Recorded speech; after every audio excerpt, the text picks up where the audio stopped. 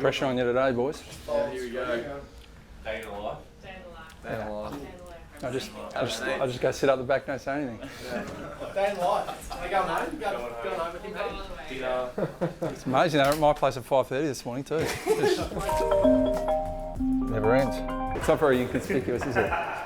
Don't want players hesitating. I'll send it to you. Yep. All right. Thanks, mate. Does go now. And everyone just goes. Perfect. Perfect. But if we look at this again, it's not far off what we want. You don't AI yourself as Essendon Premiership Cup winner? No, I haven't, mate. I'd rather do the real thing. You know, I generally spend the first hour of the day getting up pretty early and just getting myself organised for the day.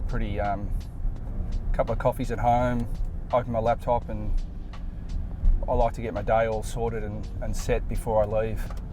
I reckon 30 years ago I started drinking black coffee because I was too lazy to make anything else, and now I can't drink anything else. It's either music or some sort of podcast, something like that, but quite often it's nothing. In my role, I very rarely get much time to myself just to think, so my ideas come in the car, just driving out to work and having a bit of time to myself. The main focus right from the start is to try and get as many fit and healthy players doing a full block of pre-season as we can. We've integrated Matt Innes in as our head of high performance, and he's done a fantastic job. And a lot of players who haven't seen a lot of game time over the last couple of years, and certainly haven't done a full pre-season, have this year. Zach Reed, Darcy Parish, Jai Caldwell, they really haven't missed a beat. So that's a big positive for us. But we're in February, so we've got a bit of work to do still. And talking on February, so match is just around the corner again. Does that bike rider realise he's riding the wrong way? He's riding straight up the wrong side of the road anyway. And the results in the pre-season I've never been concerned about. For us, it's about, can we translate what we've been training into games against genuine opposition? And if we can do that, we're pleased, because never ends. I feel like I'm more optimistic and energised than I've been in a long time. I think we've got some very clear challenges with a youthful squad, but with that youth comes a fair bit of excitement. And we had a really good draft, which we'd really prepared for 2.5 years to execute what the list management team were able to execute in November. And the last two drafts in particular, we're really excited about, and it should give everyone involved with the club and connected to the club genuine reason for optimism. But we're well aware that we're going to be quite a young team and a youthful team, but that doesn't mean that we don't have great capability. I think that the biggest challenge with young teams is more consistency. It's we'll never talk about the fact that because we're young, it's an excuse for poor performance. I think at our best, we'll be a challenge to anyone. We've been through our obvious challenges over the last 20 or so years, and the club is as strong as ever. And we just continue to build a really, really solid base so that the future looks really optimistic. And we want to bring the future forward. We want to bring the future into the present as quickly as we can. But it just gives us so much solidarity that we've got. Regardless of what happens, our people will be there. So we don't take that for granted at any stage. But it's just rare to be able to have a club that is so strong and so solid, in the face of adversity. Not everyone has that. I wouldn't have been excited about taking on this role if I didn't think about what was possible. And that's really what it comes down to. That this is a proud club with a great history, but the reality is the last couple of decades have been a massive challenge, and so the opportunity to be able to build something really special in our history that's the driver. And so I do think about it, and I have thought about it, but then very quickly it come back to what we need to do. Yeah. Hey Steve. Hey Brad, how you going? Hey Jules. Cool, ready to roll? Scotty, good? Yeah, Brad, could I just get you to clap for me again? Perfect. whenever you guys are ready. How much preparation goes into presentations and team meetings like that? That's it. Oh, the assistant coaches do a power of work in that space. I mean, we meet regularly when the players have gone, so all the preparation's done. So that meeting, for example, is done yesterday or last night, post player training finishing and all the players leaving. And so we're always preparing the night before for the upcoming session, and we'll do the same tonight. Okay, thanks boys. Let's start. We've got one major theme for this meeting before we go out and train, so you know the setup for the week. The philosophy is that we want to take what's relatively complex information and make it as simple as possible for the players. And we generally, do have one or two key focus areas for training. Now clearly there's a lot more in training than just one or two things, but we want to make it simple so they can just go out and focus on execution. All the complex work is done behind the scenes with the coaching group. This is a really good example of that. So the Reds have got the ball here. So what can the Blacks do? And this is the difference in the game. We talk about all the cliches in the world, game of inches, game of moments, all those things. This is what it's about. Just need to be better to react. Like, I'm too slow here, I'm going forward and then don't change my angle quick enough. I can crunch a lot harder. All fight about for it looking that way. A lot of the meetings, I mean, they're not lectures. I'm looking for some uncomfortable silences. I'm asking questions, one to check for understanding, but also, they're the ones out there executing. I can coach what I see, but I can't coach what they feel. So their feedback's really important. Really good offense. We want to be able to do that to the opposition. But this is the challenge. On the flip side, what are we doing in defence? So the reaction time, the ability to crunch and come forward at that means that this decision becomes really easy. So we'll train this today, but to be really explicit, don't want players hesitating. CAC here, you do this as well as anyone. Well, if you can, great, that's what we want you to do. And if you get to that position, CAC, then what do we want the players around him to do? So this is a really simple fix, but we've got to be really aware of it and the roles that you play and the things that you value.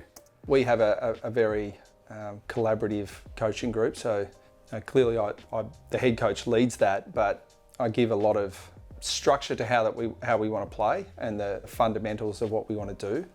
And then I give the coaches a fair bit of leeway in terms of the parameters inside that overall outside structure.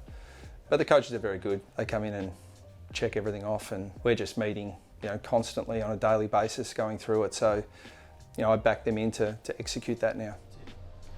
Thanks, Matty. 920. For some of them it's revision, for some of them it's brand new, but that's where the work in the background is really critical. Before we go out on the track, I've just got one clip of Vigs and Blackers to show you. Yeah. Our Jack Jones Academy is really important, particularly with our age demographic of our list. They will go over that meeting. It's a pretty simple meeting, it's short, but they'll review that meeting probably in the time it took me, twice as long as that, so that the young players are brought up to speed and they don't feel like they're drinking from the fire hose.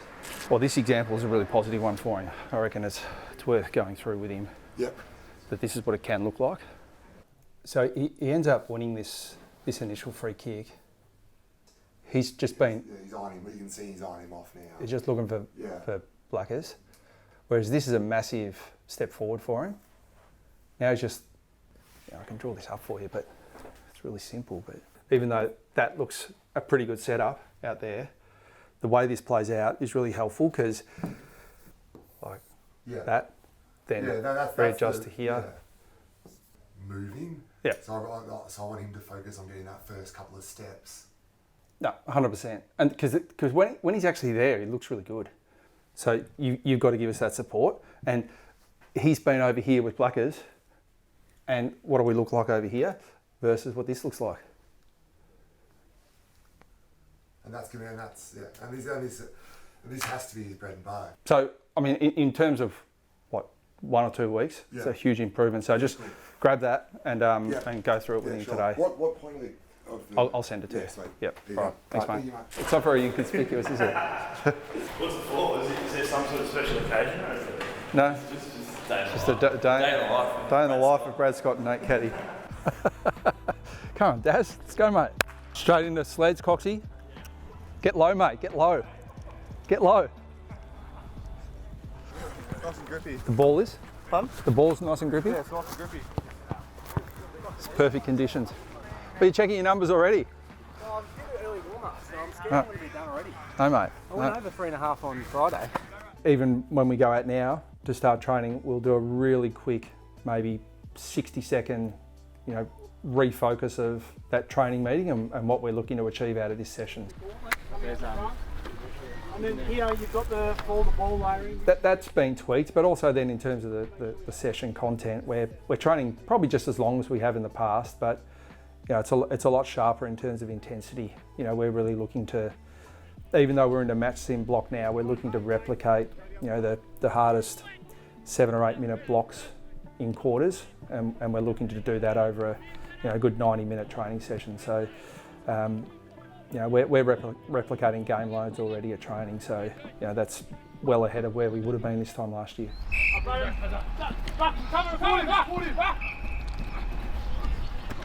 Good, Dars. It's good. Mate, you say, because more, mate, after this one, it's exactly what I was going to say, so say exactly that. Good. Does, go now. Hold solid, 1 sec. With this first one, like what Scotty said last week, if we pick this up and drive through the first one and not make that a cough up and find a target, Lane's going to have to press off me and then we get our flow going. But if we just get here straight to Dars or it's a cough up, then they can come down on us. So let's be good here. Hold strong line, Duff. Hold strong line. Iron through. Go recover, Blackers. Junior, that clip pressure to unpressure.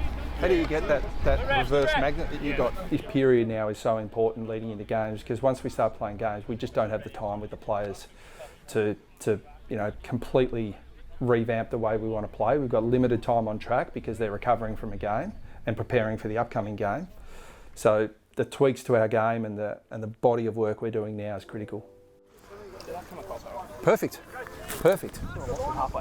No, mate. Don't sell yourself short on that. It's really good. Das, I would have hit the brakes earlier. Darcy!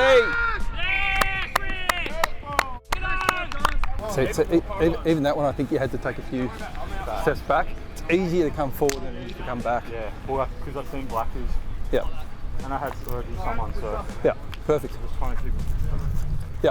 I think our players do a really good job of executing what we're trying to train. The real challenge with any team, especially when you're in an intra-club phase where you're training against yourselves, is for every defensive thing you do really well, there's an offensive component as well, which obviously it's binary, it's one or the other. So as a coach at this time of year, I don't think you're ever really happy with how things go, but in terms of executing what we wanted to work on today, it was pretty successful. And AVs, Goldie spoken to you this morning? There's one clip I went through with him, which is a really massive improvement over the last 2 weeks of what we worked through with ruck running patterns. Yep. So he's just going to take us through a clip this afternoon. Okay. So if he doesn't grab you for whatever reason, make sure you grab him. Decision, are you involved or not? Because if you're not, let's get us staggered. If we win it, do we connect to... Just kick it forward and kick a goal if you can. Yellow, but win it. Yellow's in possession, win it. Once that's it. Lost nothing. I forgot the bit, stay on your feet.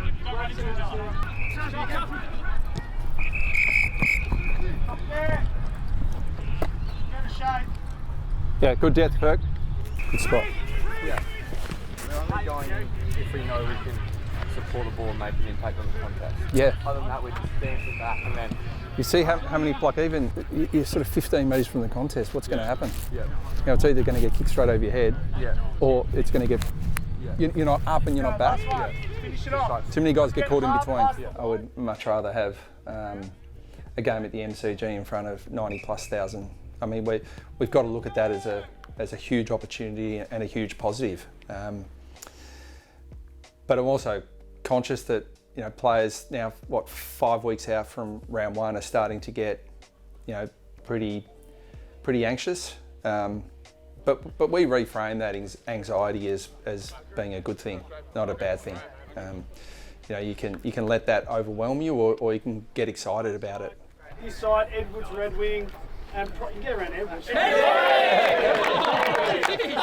It's Edwards. Shifty. Get shifty going. Sounds boring, but a lot of what we do is that reframing and then channeling it back into action. That's what gets you through the long days, the hard training sessions. So, we constantly bring them back to big games coming up. We're right on the cusp of it. You should be feeling a little bit anxious, and that's a good thing. Going well, Reece. I feel like this handball receive back here and we're actually running ourselves into a little bit. Yeah, 100%. Especially a couple of clicks today where at times it works because there's enough space to be able to punch through, but at times we just run for it a little bit. Yeah.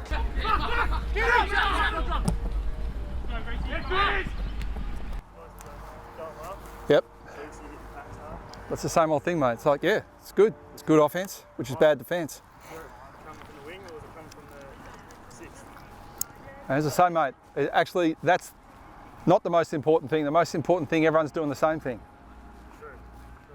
It's the main coaching day in terms of getting high intensity repetition on the track. But I always think about being a professional coach is that, we have the players every day. So they're limited in terms of how much they can do physically, in terms of how much load we can get into them. And they train extremely hard. So we've got to find other formats to coach, whether that's using vision, education sessions. As you've probably seen today, lots of meetings, whole team meetings, line meetings, individual meetings. Where'd you go to school, Carl? You have to team at primary school shut down though. Our family friends had one kid there. Their daughter was the only kid that went there for a period of time. One student. So the last couple of days I think have been really good for us in terms of just getting clarity and confirmation on, when I spoke around the front line and that mid layer and our front line D. How did you guys find that today, training it, and then your review? Is it clearer? Unclear? Much clearer, yeah. Much clearer? Yeah. Just that, it's really clear once we've got to see it and then go and implement it, start there, get a few reps at it. Yeah. And a couple of the variations are pretty good as well. Okay. So, Scotty spoke to us beforehand, and obviously we don't want him to go through there, but... Well, it's a good lead-in because that's what I want to talk to us about today. So we spoke around the contest shape this morning with Scotty. This is exactly that. How do we get balance and shape around our 450 stoppages? So let's have a look at this. You're really breaking down the micro of each line. So we've got the way that we want to play as a team and the way that we want to connect the lines. And then, I rely really heavily on the assistant coaches to go into more detail at a micro level, with their groups. So whether that's what are the forwards doing and the intricacies of a stoppage, how does that, my job more is to connect the whole team.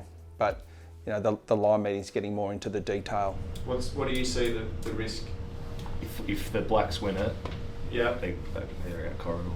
They've got corridor numbers in corridor. Still being in the distance where you can get that winger there, but not getting there too early. Maybe I've been in that position before where I've gotten there too early.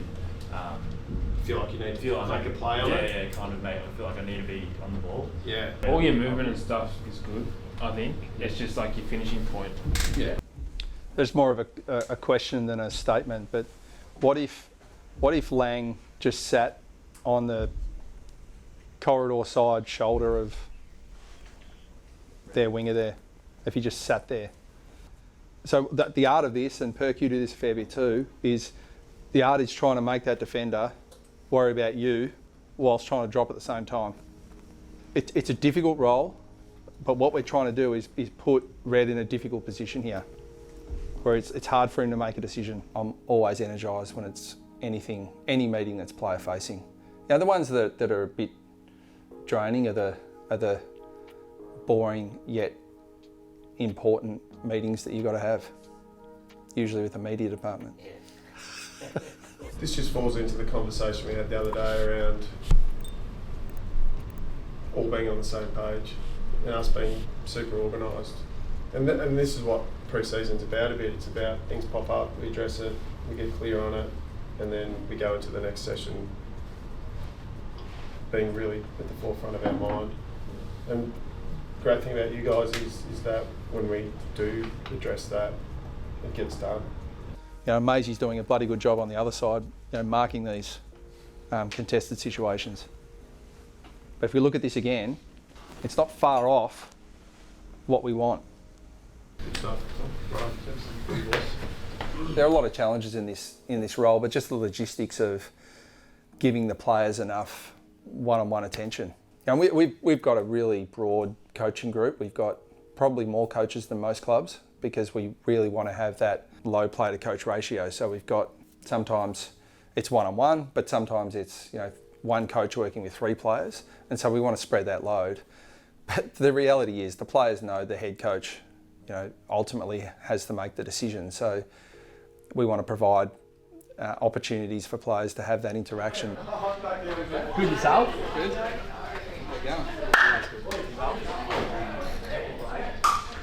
That's a great thing about this competition. I mean, everyone's going to have their predictions, and you know, we'll be asked for our predictions, how we're going to go. You know, and our boring answer will be, well, we've just got to focus on what we can control. But I think every AFL season throws up surprises, and you know, the facts are that we'll be a relatively young team, but we're going to be a very capable team. So, you know, our aims and objectives, as simple as it might sound, is to make every single player better. You know, from our reigning Crichton medalist in Zach Merritt, you know, through to you know, our 5 draftees this year, to make them all better. And you know, if we do that, a really good job of that, as a collective, we'll be a better team. And you know, I think if we play to our capability, we're more than capable of surprising a few people this year.